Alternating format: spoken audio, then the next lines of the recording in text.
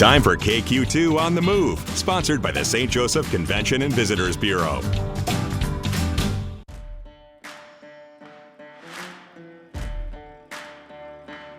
$165 ago, they went out those doors. The Pony Express holds a special place in our nation's history.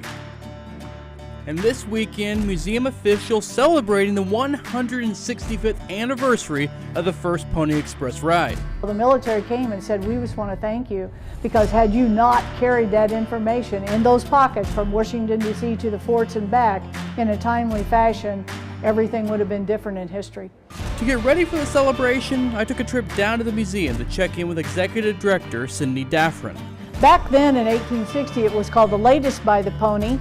That was in newspapers, so we're going to call it the Latest by the Pony Express. And so James Benjamin Bean Hamilton was a pony rider, and how we found out about his picture, well, guess what?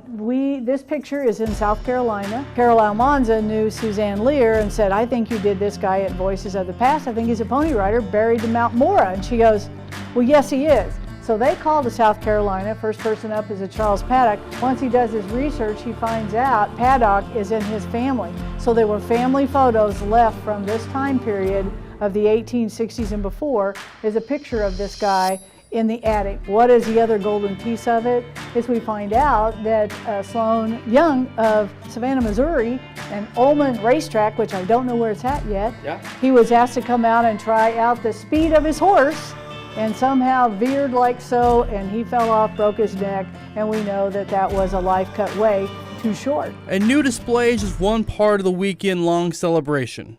There's plenty more in store too. So Dan Mosier and his crew, called The Dig, have agreed to come Saturday over on the corner of 9th and Penn and do an archaeological dig. We know this one was done. We know that Mike Fisher is responsible for this and his crew. I did find a Civil War bullet. I'm going to try and get it displayed. Fell out of the dig. So we know that Dan Mosier's located one. We're looking at time period in the 1850s, 1860s. So we're going to see what they're going to find. The Pony Express, an important time in our nation's history, continues to be celebrated all these years later.